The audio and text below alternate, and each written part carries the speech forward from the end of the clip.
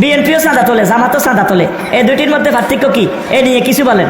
আর চাঁদা তো আল্লাহর তোলে, আল্লাহ তুলি আল্লাহ খায় না, নাউজুবিল্লাহ। আল্লাহ জাকাতের চাঁদা তুলি কারে দেয়?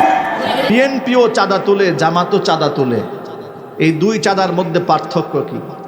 এই প্রশ্ন করার পরে উনি উত্তর দিতে গিয়ে বলেন, শুধু বিএনপি জামাত চাঁদা তোলে কেন, চাঁদা তো আল্লাহ তোলে। নাউজুবিল্লাহ বলতে পারেন না আপনারা? আর চিৎকার দিয়ে বলেন নাউজুবিল্লাহ। এরপরে উনি আরেকটু অ্যাডভান্স করে বললেন যে আল্লাহ তাআলা যে জাকাত ভিত্তিক সমাজ বিনির্মাণের হুকুম করেছেন, যে জাকাত যে আল্লাহ তুলে, এটাও নাকি আল্লাহ চাঁদা তুলে।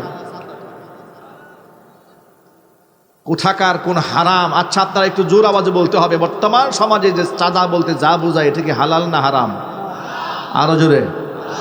এটা হারামের সাথে আল্লাহর সম্পৃক্ততা করে দুনিয়াদার লম্পট বদমাশদের কর্মসূচির সাথে আল্লাহর কাজ পবিত্র জাকাতের বিধান, যেটা আল্লাহ বান্দাকে ফরজ করে দিয়েছেন, এত বড় ফরজের সাথে সমাজের চেন্ডারবাজ, চান্দাবাজ, খুনি মাস্তানদের, ডাকাত, এদের নাপাক কর্মকাণ্ডকে যে মিলিয়েছে, আল্লাহর কসম সে কুফরি করেছে। কথা ঠিক না ব্যাঠিক? জোরে বলেন। কিন্তু এই অন্ধ সমাজের মধ্যে আপনি কেমনে প্রতিবাদ করবেন? অন্ধ সমাজে আপনি কয়টাকে ঠিক করবেন যে আমি এদের আকাম কুকামগুলো ধরাই দেই বলে? এরা আমাকে বলে আমি নাকি অহংকারী বক্তা। এরা বিভিন্ন জায়গায় বলে বেড়ায় আমি অহংকার করি। আমি ফোন করে কেন এদেরকে বলি না? আমার তখন জানতে ইচ্ছা করে, আমি ফোন করে এই পাগল ছাগল কয়টাকে ঠিক করব। আল্লাহর কোরআন নিয়ে যে আদব দিয়ে কথা বলতে পারে না, তাকে তো ফোন করে সংশোধন করতে হবে না, তাকে চাবুক দিয়ে ঠিক করতে হবে। আল্লাহর শানে কেমন কিভাবে নামটা উচ্চারণ করতে হয়, আল্লাহর শানে কি কথা বলতে হয়, আল্লাহ রসুলের শানে কি কথা বলতে হয়, এতটুকুন আদব যে বক্তা শিখে নাই, তাকে ফোন করে সংশোধন নয়, তাকে জুতা পিটা করে ঠিক করা উচিত। কারণ সে তো ফিকহি মাসলাই ভুল করে নাই। ওই আবুল সরকার ভুল করলে খুব মাথা নষ্ট হয়ে যায়। আবুল সরকার মূর্খ মানুষ, আল্লাহ শানে গুস্তাখি করেছে, ওটা বাংলাদেশ জাগ্রত হয়েছে। এটা মূর্খ মানুষ ভুল করেছে, আপনারা প্রতিবাদ করলেন। তোমরা শিক্ষিত নামের জাহেলগুলা আল্লাহর কোরআন নিয়ে যখন স্টেজে বসে তামাশা করো, আবুল সরকারকে যদি 100 পিরানি দেওয়া উচিত, এই সমস্ত বক্তাদেরকে 100টা জুতা পিটা করা উচিত। আলেম হয়ে কি করে আল্লাহর সামনে বিয়াদবি করে? আলেম তো আল্লাহর সাথে বিয়াদবি করার প্রশ্নই আসে না। আবার বলে মানুষ বলতেই ভুল হয়, এটা কি ভুল না অন্যায়? একটু জোরে বলতে হবে। ভুল আর অন্যায় কি এক জিনিস? ভুল হচ্ছে সফকাতুল লিসান, আপনি বলতে গেছেন একটা, মুখ ফসকা বের হয়ে গেছে একটা, এটা ভুল। রুফিআ আন উম্মতি আল খাতাউ ওয়ান নিসিয়ান, আপনার স্মৃতিপট থেকে মুছে গেছে একটা তথ্য, ভুল হয়ে গেছে, এটা আল্লাহ আপনাকে মাফ করে দিবেন। কিন্তু আপনি বলতে গেছেন একটা, মুখে উচ্চারিত হয়েছে আর একটা, এতে আল্লাহ তাআলা আপনাকে ক্ষমা করে দেবেন। কিন্তু আপনি ইন্টেনশনাল, আপনি ঠান্ডা মাথায় আল্লাহর সামনে একটা হারাম কাজ, যে চান্দাবাজি, এই শব্দটা এই সমাজে শুধুমাত্র হারাম হিসেবেই মানুষের কাছে পরিগণিত নয়, বরং জঘন্য একটা নিকৃষ্ট কাজ হিসেবে সমাজে প্রতিষ্ঠিত। সেই কাজটাকে বক্তা বলে ফেললেন আল্লাহ নাকি চান্দা তোলে। কয়েকদিন আগে দেখেছি বাংলাদেশের এক বক্তা ওয়াজের মঞ্চে বসে বলছে যে হিন্দুদেরকে আপনি কাফের বলতে পারবেন। একজন আলেম কিভাবে এই ধরনের বক্তব্য দেয় আমার বুঝে আসে না। এর কোন জাতের গবেষণা? হিন্দুদেরকে নাকি কাফের বলা যাবে না। কেন বলা যাবে না? তারা বলে তারা বহুশ্বরবাদে বিশ্বাসী, আমরা এক আল্লাহ বিশ্বাসী, ওরা বহু ইলাহে বিশ্বাসী, এই জন্য ওদেরকে কাফের বলা যাবে না, মুশরিক বলতে হবে। মূর্খতা এবং জিহালাতে একটা মাত্রা থাকা উচিত। আমি তাকে ছোট্ট করে একটু স্মরণ করিয়ে দিতে চাই। আবু জাহাল, উতবা, সাইবা, ওয়ালিদ ইবনুল মুগীরা, মক্কার কুখ্যাত কাফের আবুল আহাব, সকলেই স্রষ্টা হিসেবে আল্লাহকে বিশ্বাস করত। এরপরও আল্লাহ তাআলা তাদেরকে কাফের বলে আখ্যায়িত করেছেন। আপনি প্রমাণ চান তো যে তারা যে আল্লাহকে স্রষ্টা হিসেবে বিশ্বাস করতো, তার দলিল কি? কোরআন শরীফ থেকে দলিল নেন। আল্লাহ পাক বলছেন, ওয়ালা ইন সাআলতাহুম মান খালাকাস সামাওয়াতি ওয়াল আরদা ওয়া সাখখারাশ শামসা ওয়াল কমারা লা ইয়াকুলুন্নাল্লাহ। ও নবীজি, আপনি এদেরকে যদি প্রশ্ন করেন মান খালাকাস সামাওয়াতি ওয়াল আরদ, আসমান জমিন কে সৃষ্টি করেছে, ওয়া সাখখারাস শামসা ওয়াল কমারা, চন্দ্র এবং সূর্যকে কে আপন আপন কক্ষপথে পরিচালিত করেন, অবশ্যই তারা বলবে লা ইয়াকুলুনাল্লাহ, জবাব দিয়ে বলবে নিশ্চয়ই আল্লাহ রাব্বুল আলামিন। আল্লাহ পাক এর পরে বলেন ফা আন্না ইউফাকুন, আমি যদি স্রষ্টা হয়ে থাকি, আসমান এবং জমিনের স্রষ্টা যদি ওরা আমাকেই মেনে থাকে, তাহলে আমাকে বাদ দিয়ে তারা কোন পথে রওনা হয়েছে। মক্কার মুশরিকেরা তারা যে আল্লাহকে স্রষ্টা হিসেবে বিশ্বাস করত, কোরআন শরীফে তার প্রমাণ আছে না নাই? এটা জোর আওয়াজে বলতে হবে, আছে না নাই? তারা স্রষ্টা হিসেবে আল্লাহকে বিশ্বাস করে। শুধু মক্কার মুশরিক কেন, আপনি যদি বর্তমান সমাজের মধ্যে নাস্তিক ছাড়া যত ইহুদি আছে, খ্রিস্টান আছে, বৌদ্ধ আছে, এমনকি হিন্দু সম্প্রদায়ের লোকদেরকে যদি আপনি জিজ্ঞেস করেন স্রষ্টাকে, তারা কোনোদিন মূর্তি দেখায় দেবে না যে মূর্তি আমাদের সৃষ্টি করেছে। তারা সৃষ্টিকর্তা হিসেবে সকল মুশরিকরা আল্লাহকেই বিশ্বাস করে, ঠিক কিনা? ওরা কি বলে? উপরওয়ালা। কি বলে? উপরওয়ালা বলে। এমনকি তারা সৃষ্টিকর্তায় বিশ্বাস করে, তবে বিশ্বাসের মধ্যে শিরিক আছে। তারা মনে করে যে আল্লাহ রাব্বুল আলামিনের কার্য নির্বাহী, তার কাজকে পরিচালনা করার জন্য অসংখ্য দেবদেবী আছে, যাদের উপাসনা করলে আল্লাহর নৈকট্য পাওয়া যায়। একটু জোরে বলতে হবে নাউজুবিল্লাহি মিন যালিক। এই বিশ্বাস ওরা করে। সুতরাং শুধুমাত্র আল্লাহকে বিশ্বাস করলে তারা কাফের বলা যাবে না, বিষয়টি কিন্তু তা নয়। এই মক্কার লোকেরাই যখন মুহাম্মদ সাল্লাল্লাহু আলাইহি ওয়াসাল্লামের কাছে প্রস্তাব দিয়েছিল, হে মুহাম্মদ, তোমাদের সাথে তো আমাদের সাথে তোমার কোনো দ্বন্দ্ব নাই, খুব একটা ঝগড়া নাই, মারামারি নাই, তোমাকে আমরা আলামিন বলি, তাহলে তোমার সাথে যে আমাদের বিরোধ তৈরি হয়েছে সেটা একটা আদর্শ কেন্দ্রিক, একটা বিশ্বাস কেন্দ্রিক। তুমি বিশ্বাস করো আল্লাহ এক এবং একক, তার ইবাদত করো, আর আমরা লাত, উজ্জা, হবল এগুলোর ইবাদত করি। এই তো পার্থক্য বলে। হ্যাঁ, এটা বিরাট পার্থক্য। তা আমরা এই পার্থক্যটা মিটিয়ে ফেলতে চাই। আমরা সমাজের মধ্যে শান্তি এবং শৃঙ্খলা বজায় রাখতে চাই। আমরা একটা একতা ভিত্তিক সমাজ গড়তে চাই। সেই সমাজটা কি? সেখানে আমরা এই যে মূর্তি পূজারী, লাত, উজ্জা, মানাতের পূজারী, আর তোমরা আল্লাহর ইবাদতকারী, এদের মধ্যে কোনো ভেদাভেদ থাকবে না। আমরা একটা মিল মোহাব্বতের সমাজ বিনির্মাণ করতে চাই। এই ফর্মুলাটা কি? ফর্মুলা হলো মাঝে মাঝে তুমি তোমার সাহাবীদেরকে নিয়ে একটু আমাদের পূজা মণ্ডপে আসবে, লাত, উজ্জা, মানাত, হবলকে একটু শ্রদ্ধা করে যাবে, একটু ফুল টুল দিয়ে গেলে সেজদা মেরে দেওয়া লাগবে না। আর আমরাও মাঝে মাঝে আমাদের দলবল নিয়ে তোমার আল্লাহকে দু একটা সেজদা দিয়ে আসলাম, বেশ সমান সমান হয়ে গেল, ধর্ম নিরপেক্ষ হয়ে গেল। এই যে গোটা বাংলাদেশে বর্তমান কিছু বুদ্ধিজীবী তারা বলে যে ধর্মের কোনো পরিচয় থাকবে না, আমরা বাংলাদেশি, আমরা বাঙালি। এই থিওরিটা আবু জেহেলের থিওরি। যদি বলে থিওরি কার? এটা আবু জাহাল, উতবা, সাইবা, ওয়ালিদ ইবনুল মুগিরার থিওরি। এই থিওরি তারা নতুন না। বাংলাদেশে ধর্ম নিরপেক্ষতার নামে তারা মুসলমানদের ঈমান হরণ করে তারা কাফের বানাবার ষড়যন্ত্র চালিয়ে গেছে। বিগত জীবনেও চালিয়েছে, বর্তমানেও চাচ্ছে। গোটা মুসলিম সমাজকে কাফের বানাতে এদের প্রচেষ্টার কোনো অভাব নাই। কথা বলতে হবে, ঠিক না ঠিক? যার ধরনের এরা স্লোগান আবিষ্কার করেছে, ধর্ম যার যার, উৎসব সবার, এগুলো এজন্যই আবিষ্কার করা হয়েছে মুসলমানদের ঈমান হরণ করার জন্য। এটা আমার মূল টপিকস নয়। এই প্রস্তাব যখন তারা দিল, তখন আল্লাহ তাআলা সূরা কাফিরুন নাজিল করলেন। আল্লাহ পাক বললেন, কুল ইয়া আইয়ুহাল কাফিরুন লা আ'বুদু মা তা'বুদুন ওয়ালা আনতুম আ'বিদুনা মা আ'বুদু ওয়ালা আনা আ'বিদুম মা আ'বাদতুম ওয়ালা আনতুম আ'বিদুনা মা আ'বুদ লাকুম দীনুকুম ওয়ালিয়া দীন। ও নবী, আপনি স্পষ্ট বলে দিন, ইয়া আইয়ুহাল কাফিরুন, হে কুফফার সম্প্রদায়, হে কাফেররা, হে অস্বীকারীরা। এবার আপনারা বলেন, যারা আল্লাহকে স্রষ্টা হিসেবে মানার পরেও লাত, উজ্জা, হবল দেবতার পূজা করেছে, আল্লাহ তাআলা তাদেরকে কি বলে সম্বোধন করেছেন? সবাই বলেন না ভাই? তাহলে যে বক্তা যে বলল মুশরিকদেরকে কাফের বলা যাবে না, ওনার একটু পড়াশোনায় ঘাটতি আছে। কথা ঠিক না ব্যাঠিক যদি বলেন?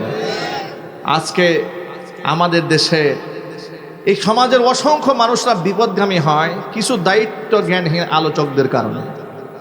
তারা মঞ্চে বসে উদ্ভট কোরআনের আয়াতের মন গড়া ব্যাখ্যা করার কারণে কত মানুষ যে জাহান্নামে যাবে আর নিজেরাও জাহান্নামের আগুনে পুড়বে তার কোনো হিসাব নেই। এই একই ব্যক্তিকে কয়েকদিন আগে স্টেজ মঞ্চে প্রশ্ন করা হয়েছে যে বিএনপিও চাঁদা তুলে জামাতও চাঁদা তুলে, এই দুই চাঁদার মধ্যে পার্থক্য কি? এই প্রশ্ন করার পরে উনি উত্তর দিতে গিয়ে বলেন, শুধু বিএনপি জামাত চাঁদা তুলে কেন, চাঁদা তো আল্লাহ তোলে। নাউজুবিল্লাহ বলতে পারেন না আপনারা? আরো চিৎকার দিয়ে বলেন নাউজুবিল্লাহ। এরপরে উনি আরেকটু অ্যাডভান্স করে বললেন যে আল্লাহ তাআলা যে জাকাত ভিত্তিক সমাজ বিনির্মাণের হুকুম করেছেন, যে জাকাত যে আল্লাহ তুলে, এটাও নাকি আল্লাহ চাঁদা তুলে। কোথাকার কোন হারাম! আচ্ছা, আপনারা একটু জোর আওয়াজে বলতে হবে, বর্তমান সমাজে যে চাঁদা বলতে যা বোঝায় এটা কি হালাল না হারাম? আরো জোরে। এটা হারামের সাথে আল্লাহর সম্পৃক্ততা করে দুনিয়াদার লম্পট বদমাশদের কর্মসূচির সাথে আল্লাহর কাজ পবিত্র জাকাতের বিধান যেটা আল্লাহ বান্দাকে ফরজ করে দিয়েছেন, এত বড় ফরজের সাথে সমাজের চেন্ডারবাজ, চান্দাবাজ, খুনি মাস্তানদের, ডাকাত, এদের নাপাক কর্মকাণ্ডকে যে মিলিয়েছে, আল্লাহর কসম সে কুফরি করেছে। কথা ঠিক না ব্যাঠিক? জোরে বলেন। কিন্তু এই অন্ধ সমাজের মধ্যে আপনি কেমনে প্রতিবাদ করবেন? অন্ধ সমাজে আপনি কয়টাকে ঠিক করবেন যে আমি এদের আকাম কুকামগুলো ধরাই দেই বলে এরা আমাকে বলে আমি নাকি অহংকারী বক্তা। এরা বিভিন্ন জায়গায় বলে বেড়ায় আমি অহংকার করি। আমি ফোন করে কেন এদেরকে বলি না? আমার তখন জানতে ইচ্ছা করে আমি ফোন করে এই পাগল ছাগল কয়টাকে ঠিক করব। আল্লাহর কোরআন নিয়ে যে আদব দিয়ে কথা বলতে পারে না তাকে তো ফোন করে সংশোধন করতে হবে না, তাকে চাবুক দিয়ে ঠিক করতে হবে। আল্লাহর শানে কেমন কিভাবে নামটা উচ্চারণ করতে হয়, আল্লাহর শানে কি কথা বলতে হয়, আল্লাহ রসুলের শানে কি কথা বলতে হয়, এতটুকুন আদব যে বক্তা শিখে নাই তাকে ফোন করে সংশোধন নয়, তাকে জুতা পিটা করে ঠিক করা উচিত। কারণ সে তো ফিকহি মাসলাই ভুল করে নাই। ওই আবুল সরকার ভুল করলে খুব মাথা নষ্ট হয়ে যায়। আবুল সরকার মূর্খ মানুষ, আল্লাহ শানে গুস্তাখি করেছে, ওটা বাংলাদেশ জাগ্রত হয়েছে। এটা মূর্খ মানুষ ভুল করেছে, আপনারা প্রতিবাদ করলেন। তোমরা শিক্ষিত নামের জাহেল গোলা আল্লাহর কোরআন নিয়ে যখন স্টেজে বসে তামাশা করো। আবুল সরকারকে যদি 100 পিরানি দেওয়া উচিত, এই সমস্ত বক্তাদেরকে 100টা জুতা পিটা করা উচিত। আলেম হয়ে কি করে আল্লাহর সামনে বিয়াদবি করে? আলেম তো আল্লাহর সাথে বিয়াদবি করার প্রশ্নই আসে না। আবার বলে মানুষ বলতেই ভুল হয়, এটা কি ভুল না অন্যায়? একটু জোরে বলতে হবে। ভুল আর অন্যায় কি এক জিনিস? ভুল হচ্ছে সফকাতুল লিসান, আপনি বলতে গেছেন একটা মুখ ফসকা বের হয়ে গেছে একটা, এটা ভুল। রুফিআ আন উম্মতি আল খাতাউ ওয়ান নিসিয়ান, আপনার স্মৃতিপট থেকে মুছে গেছে একটা তথ্য, ভুল হয়ে গেছে, এটা আল্লাহ আপনাকে মাফ করে দিবেন। কিন্তু আপনি বলতে গেছেন একটা, মুখে উচ্চারিত হয়েছে আর একটা, এতেও আল্লাহ তাআলা আপনাকে ক্ষমা করে দেবেন। কিন্তু আপনি ইন্টেনশনাল, আপনি ঠান্ডা মাথায় আল্লাহর সামনে একটা হারাম কাজ, যে চান্দাবাজি, এই শব্দটা এই সমাজে শুধুমাত্র হারাম হিসেবেই মানুষের কাছে পরিগণিত নয়, বরং জঘন্য একটা নিকৃষ্ট কাজ হিসেবে সমাজে প্রতিষ্ঠিত। সেই কাজটাকে বক্তা বলে ফেললেন আল্লাহ নাকি চান্দা তোলে। আল্লাহ তাআলা এই সমস্ত জালেমদেরকে হেদায়েত দান করুক। জোর আওয়াজে বলেন আল্লাহুম্মা আমিন।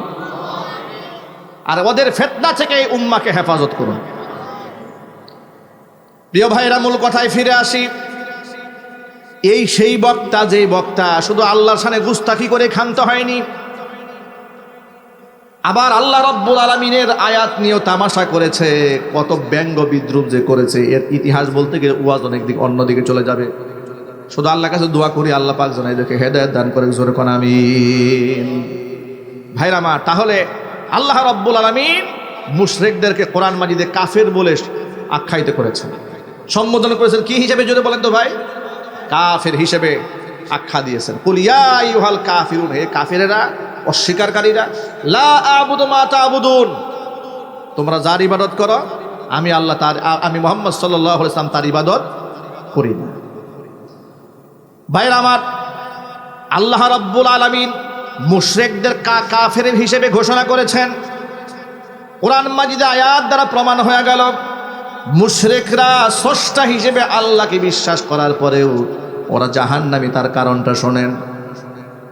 সূরা লুকমানের মধ্যে আল্লাহ তাআলা হযরত লুকমান হাকিমের বর্ণনা নকল করে বলেন, وَإِذْ قَالَ لُقْمَانُ لِابْنِهِ وَهُوَ يَعِظُهُ يَا بُنَيَّ لَا تُشْرِكْ بِاللَّهِ إِنَّ الشِّرْكَ لَظُلْمٌ عَظِيمٌ। স্মরণ করো লুকমান হাকিমের সেই বক্তব্যটি, যখন সে তার সন্তানকে বলেছে, ইয়া বুনাইয়া, ও আমার বৎস, লা তুশরিক বিল্লাহ, আল্লাহর সাথে কাউকে শরীক স্থাপন করো না, কারণ ইন্না শিরকা লাযুলমুন আযীম, আল্লাহর সাথে শরীক স্থাপন করা এটা মস্ত বড় জুলুম, এটা মস্ত বড় পাপ, ভয়ঙ্কর অন্যায় এবং মারাত্মক লেভেলের অপরাধ। এত বড় অপরাধ নবী করিম সাল্লাল্লাহু আলাইহি ওয়াসাল্লাম বলেছেন, মানুষ যখন শিরিক করে ফেলে বিগত জিন্দেগির সমস্ত গুনাহ তার নষ্ট হয়ে, সমস্ত আমল তার নষ্ট হইয়া ওই ব্যক্তির জন্য আল্লাহ পাকের লানত অবধারিত হয়। জোরে কর নাউজুবিল্লাহ। শিরিক মানুষের আমল নামাকে ধ্বংস করে দেয়। শিরকের গুনাহ থেকে আল্লাহ তাআলা আমাদের সকলকে হেফাজত করেন। জোরে কর আমিন। তাহলে সত্তা হিসেবে আল্লাহকে এক এবং একক বিশ্বাস করতে হবে, এক।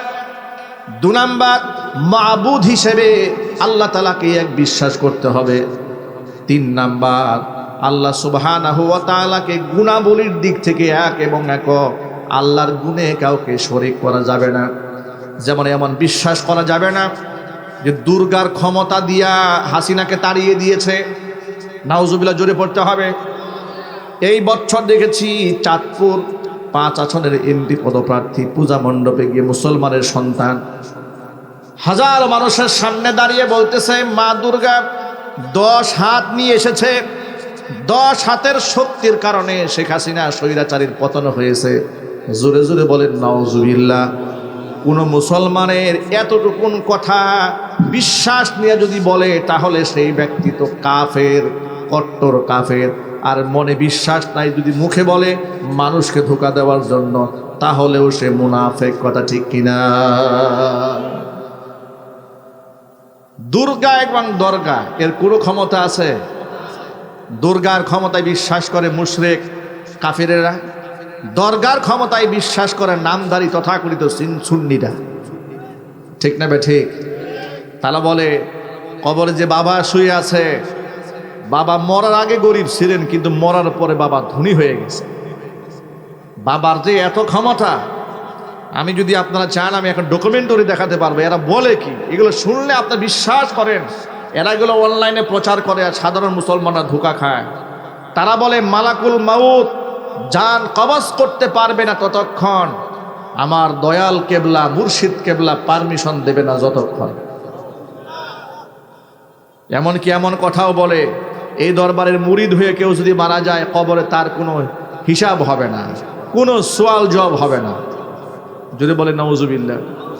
এইভাবে মানুষদেরকে বিভ্রান্ত করে মানুষকে কবর পূজার দিকে ধাবিত করে। সাধারণ মুসলমান তাদের মতো কোরআন সুন্নাহর জ্ঞান নাই, বুঝে না কোনটা শিরক, কোনটা বেদাত, কোনটা কুফর, বুঝে না, ইলিম নাই। এই জন্য ইলিম অর্জন করা সুন্নত না ফরজ? ইলিম অর্জন করা কি ফরজ। মানুষের পায়ে ওরা সেজদা গ্রহণ করে, নিজেরা কবরে সেজদা গ্রহণ করে, মানুষকে বিভ্রান্ত করে সাধারণ মানুষকে বলে এটা ইবাদতের সেজদা না, এটা হচ্ছে তাজিমি সেজদা, মানে সম্মানের সেজদা। জোরে বলতে হবে নাউজুবিল্লাহ। সম্মানের সেজদা গ্রহণ করার জন্য কবরের মধ্যে সেজদা গ্রহণ করে, অথচ আপনাদেরকে ছোট্ট করে প্রশ্ন করে জবাব দেবেন, এ আসমানের নিচে জমিনের উপরে আল্লাহর নবীর চাইতে সম্মানিত কোনো ব্যক্তি বিগত জীবনে ছিল? বর্তমানে আছে? ভবিষ্যতে হওয়ার কোনো সম্ভাবনা আছে? হযরত আবু হুরায়রা রাদিয়াল্লাহু তাআলা আনহু হাদিসের রাবী, তিনি বলেন আল্লাহর নবী সাল্লাল্লাহু আলাইহি সাল্লাম আল্লাহর কাছে কথা বলে দোয়া করেছেন, আল্লাহুম্মা লা তাজআল কবরি ওয়াসানান ইউবাদ। আয় আল্লাহ, তুমি আমার কবরটাকে, আমার ইন্তেকালের পরে আমার কবরটাকে ইবাদত তুল্য তুমি স্থাপনা বানিয়ে দিও না। এমন স্থাপনা বানিও না যার পূজা করা হবে। আল্লাহ নবী সাল্লাল্লাহু আলাইহি সাল্লাম এরপরে বলেন, ইস্তাদ্দা গদাবুল্লাহি আলাল ইয়াহুদি ওয়ান নাসারা ইত্তাখাযু কুবুর আমবিয়াইহিম মাসাজিদা। এই পৃথিবীর ইহুদি আর খ্রিস্টানদের উপর আল্লাহ রাব্বুল আলামিনের ক্রোধ মারাত্মক লেভেল ধারণ করেছে। প্রচন্ড গুসা আল্লাহ হয়েছেন।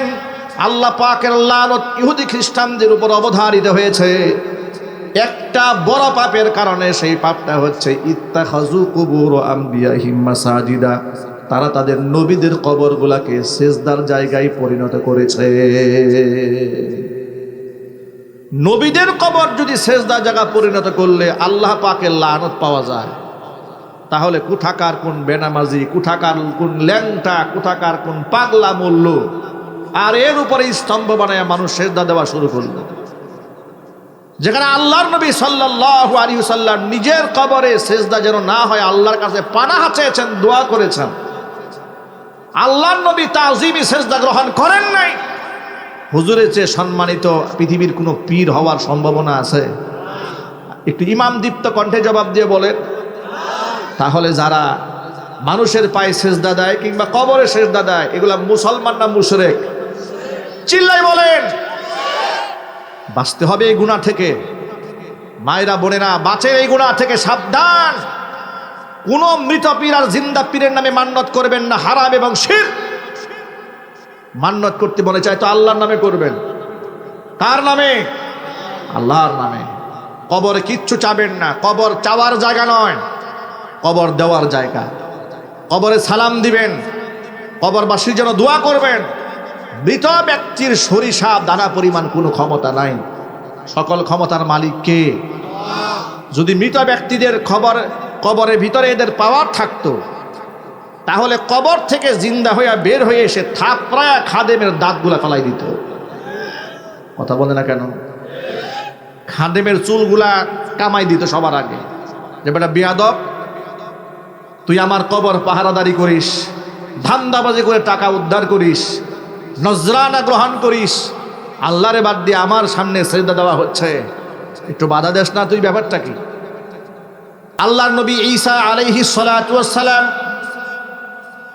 আল্লাহ পাকের জালিলুল কদর নবী, আল্লাহ পাক যাকে গোটার নিদর্শন হিসেবে পিতার ঔরস সারা মাতৃগর্ভে উপহার দিয়েছিলেন, জোরে কোন আল্লাহু আকবার।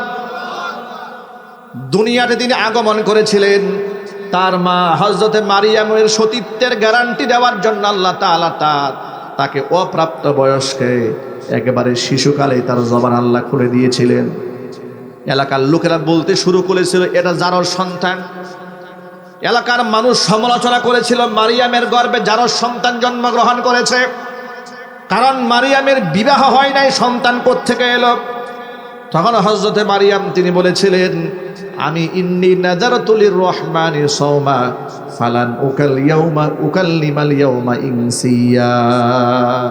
আমি মান্নত করেছি আমি কারো সাথে কথা বলবো না। সারাদিন রোজা রাখার জন্য না খেয়ে থাকার যেমন সিস্টেম বর্তমান সমাজে আছে, তৎকালীন যুগে কথা না বলার রোজা ছিল। তিনি বলেন আমি তো নজর করেছি, মান্নত করে ফেলেছি, রোজা মান্নত, কারোর সাথে কথা বলবো না। এলাকার লোকেরা বলল তুমি কথা বলবে না ভালো কথা, কিন্তু এই যে যারও সন্তান নিয়ে আসলা কেন?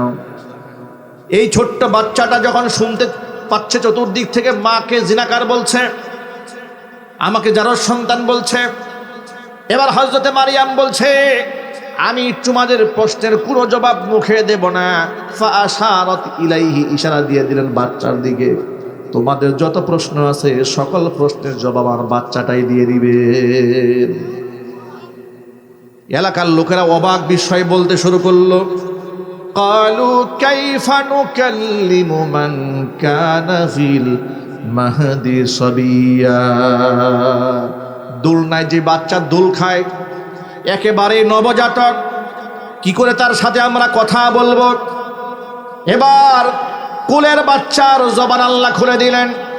বাচ্চা বলা শুরু করলো, ক্বালা ইন্নী আবদুল্লাহ আতানিয়াল কিতাবা ওয়া জাআলানি নাবিয়্যা।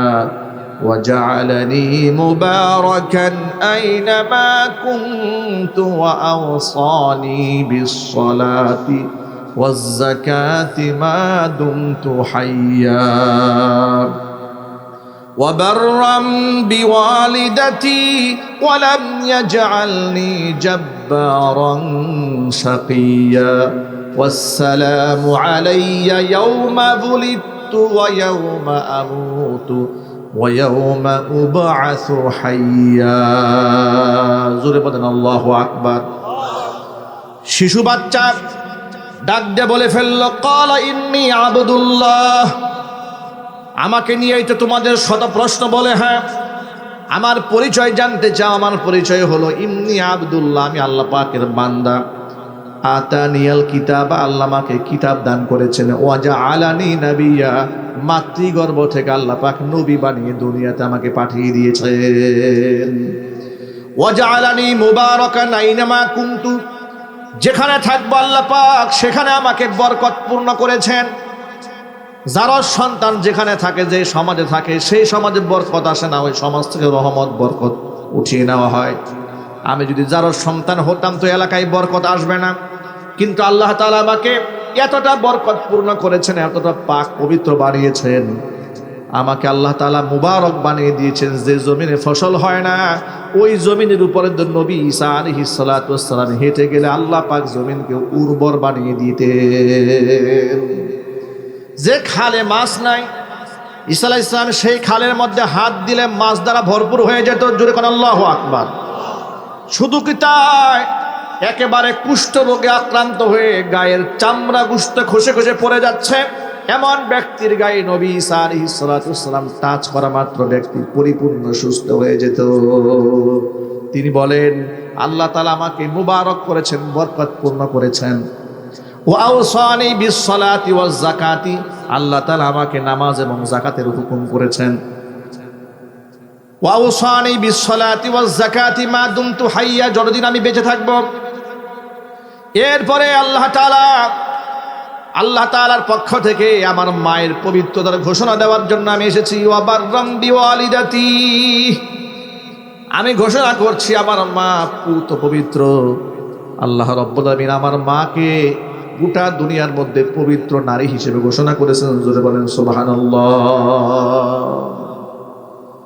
ওয়ালাম ইয়াজআলনি জাব্বারান শাকিয়্যা, আল্লাহ তাআলা আমাকে দাম্ভিক বানান নাই, আল্লাহ তাআলা আমাকে হতভাগা বানান নাই। কারণ যেই ব্যক্তিরা যারা সন্তান হয় তারা তো কপাল পোড়া হয়, আমি কপাল পোড়া নয়, আমি মুবারক পবিত্রময় সন্তান। জোরে বলেন আল্লাহু আকবার। ভাইরা আমার, এত উন্নত নবী হযরত ঈসা আলাইহিস সালাতু ওয়াস সালাম, এত মুজিজা সম্পন্ন নবী, সেই নবী দুনিয়া থেকে চলে যাওয়ার পরে তার উম্মতেরা ঈসা আলাইহিস সালাতু ওয়াস সালামকে আল্লাহর পুত্র দাবি করেছে। শুধু কি আল্লাহর পুত্র দাবি করেছে, তার মাকে আল্লাহর স্ত্রী গণ্য করেছে। কোরআনে কারীম সূরা মাঈদা ইতিহাস আল্লাহ পাক লম্বা ইতিহাস তুলে ধরেছেন। ওয়াকালাল্লাযীনা কাফারু ইন্নাল্লাহা সালিসু সালাসা, তারা বলেছে আল্লাহ হচ্ছে তিনের একাংশ, তারা তৃতীয়বাদী বিশ্বাসী। ঘৃণার সাথে বলে নাউযুবিল্লাহ।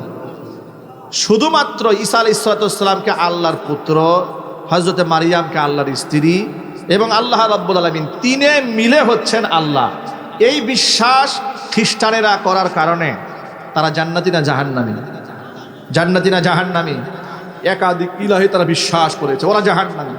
ওরা নবীর কবরগুলোকে সিজদার জায়গা পরিণত করেছে।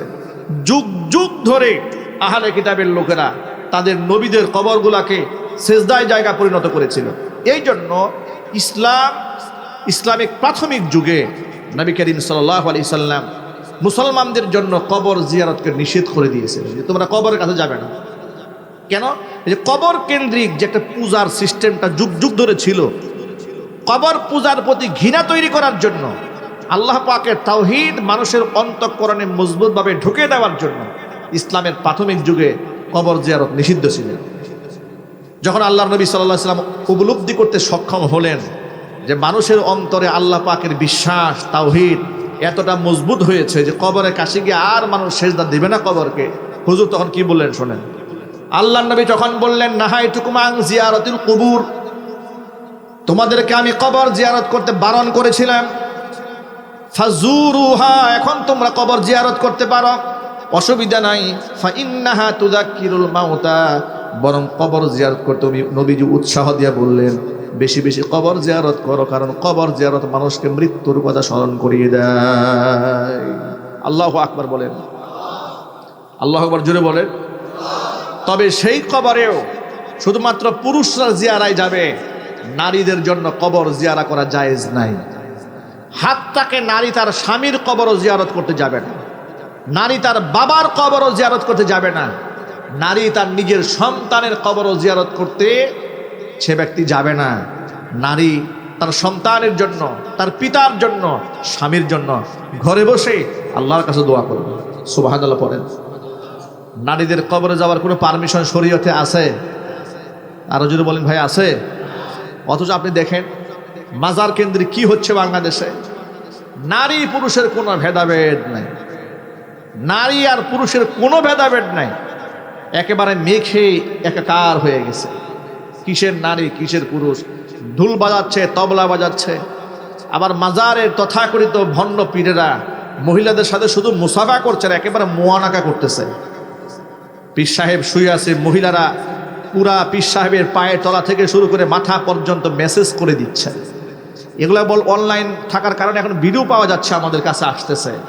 এদেরকে জিজ্ঞেস করে এগুলো কাজগুলো কেন করে, তারা বলে যে পীরের অন্তর নাকি আয়নার মতো স্বচ্ছ, এদের মনের মধ্যে কোনো কাম ভাব নাই, এই জন্য পীরের গা স্পর্শ করলে কোনো অসুবিধা নাই। এগুলো বানিয়েছে। আমি আমার অসংখ্য মা বোন আমার বক্তব্য শুনতে পাচ্ছেন, রেকর্ড হচ্ছে, কোটি কোটি মায়েরা বোনেরা বক্তব্য শুনবেন। আপনাদেরকে ছোট্ট করে একটু বোঝাবার জন্য বলি, যারা বলে যে পীরের অন্তর আয়নার মতো স্বচ্ছ, তাদের মধ্যে কাম ভাব নাই, তাদের মধ্যে যৌনতা নাই, তাদের মধ্যে পরশ্রী কাতরতা নাই, নারীদের প্রতি আকর্ষণ নাই, একটু আপনারা একটু মেহেরবানি করে সঠিক জবাবটা দেবেন ভাই, এই কথা কি সত্য? একটু জোরে বলেন ভাই, এটা কি সত্য? এই কথা কি বাস্তব? নিঃসন্দেহে সম্পূর্ণ অবাস্তব। এই অবাস্তব কথা বলে মানুষকে ধোঁকা দিচ্ছে। নবী করিম সাল্লাল্লাহু আলাইহি সাল্লামের ব্যাপারে মা আয়েশা রাদিয়াল্লাহু তাআলা আনহা কি বলেন শোনেন। উম্মুল মুমিনিন মা আয়েশা সিদ্দিকা রাদিয়াল্লাহু তাআলা আনহা বলেন, ওয়াল্লাহি, আমি আল্লাহর নামের কসম করে বলছি, শোনো, মা মাসাত ইয়াদুহু ইয়াদা মারআতিন কত্তু, আল্লাহ নবীর স্ত্রী পৃথিবীর কোনো পরনারীকে জীবনেও স্পর্শ করে নাই। আল্লাহু আকবার। আল্লাহর নবী সাল্লাল্লাহু আলাইহি সাল্লামের কোনো গুনাহ আছে? বেগুনাহ মাসুম। সুবহানাল্লাহ বলেন ভাই। হুজুর কি জোরে বলেন, বেগুনাহ মাসুম, কোনো সগীরা গুনাহ নাই, কবিরা গুনাহ নাই, জাহিরি গুনাহ নাই, বাতিনি গুনাহ নাই, গুনাহ ইচ্ছায়ও নাই, অনিচ্ছায়ও নাই, রাতের আধারেও নাই, দিনের আলোতেও নাই, প্রকাশ্যেও নাই, গোপনেও নাই।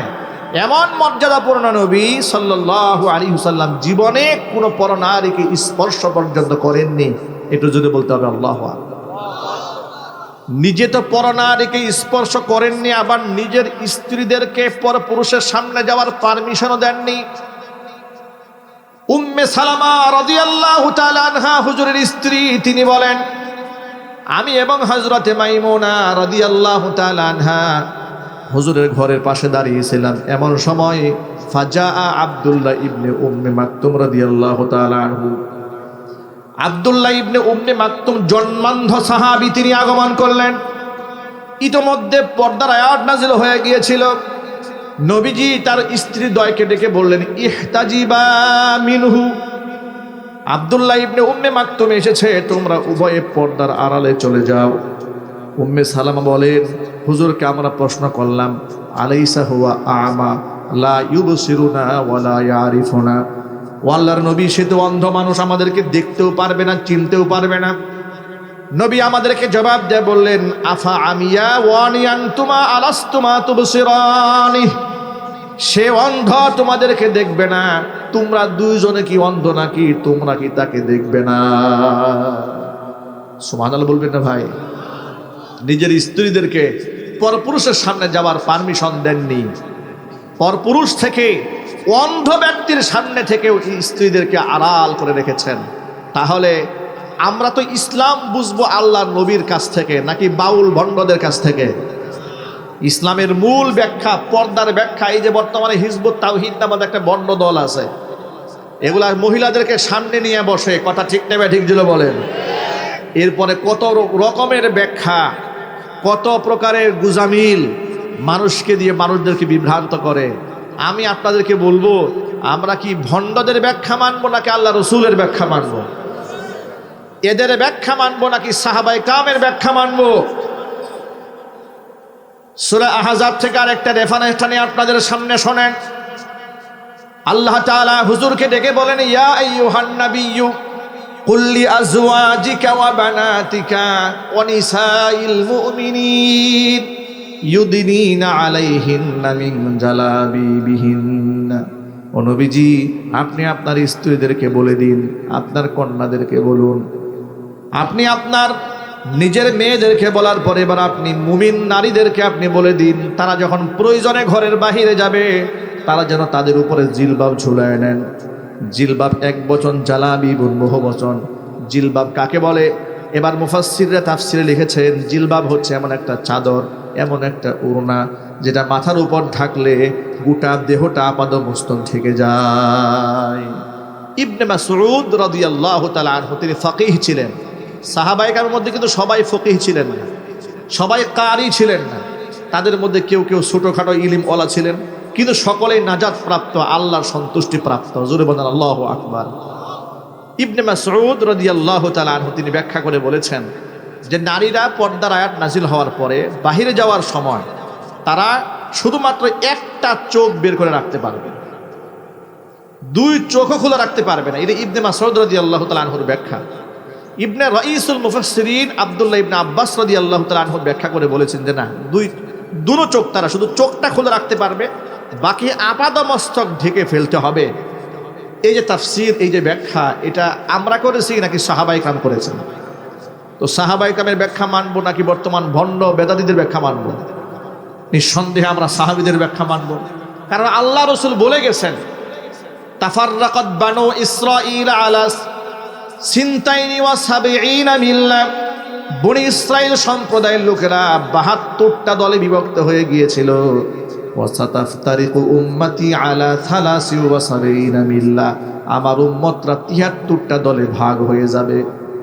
কুল্লুহুম ফিন্নার, সবগুলি দল জাহান্নামে যাবে। ইল্লা মিল্লাতান ওয়াহিদা, কেবলমাত্র শুধুমাত্র একটি দল জান্নাতে যাবে। কিলা মা হিয়া ইয়া রাসূলুল্লাহ, হে আল্লাহ রসুল, যেই দল জান্নাতে যাবে তার পরিচয় দেন।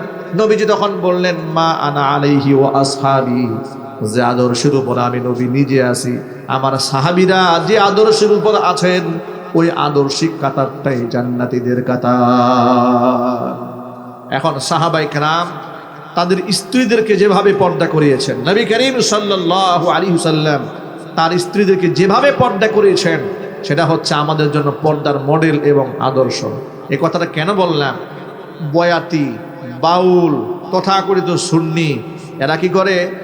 পীরের নামে, তরিকতের নামে অসংখ্য মহিলাদেরকে হাতে হাত রেখে বায়াত করা, তাদের সাথে সরাসরি সাক্ষাৎ কথাবার্তা বলে, পীরের বাড়িতে যায়, তাদের মেহমানদারি গ্রহণ করে, এমনকি পীরের নজরানা শুধু গ্রহণ করে না, মহিলাদের সাথে মুআনাকা করে। এগুলো যারা করে, আল্লাহর কসম করে বলি, এদের হেদায়েতের উপর আছে না গুমরাহির পথে আছে? গুমরাহির পথে আছে। আল্লাহ তাআলা যেন আমাদের গোটা মুসলিম উম্মাহকে শিরিক থেকে, বেদাত থেকে, কুসংস্কার থেকে, খুরাফাত থেকে বেঁচে থাকার তৌফিক দান করেন। সকলে জোরে বলুন আমিন।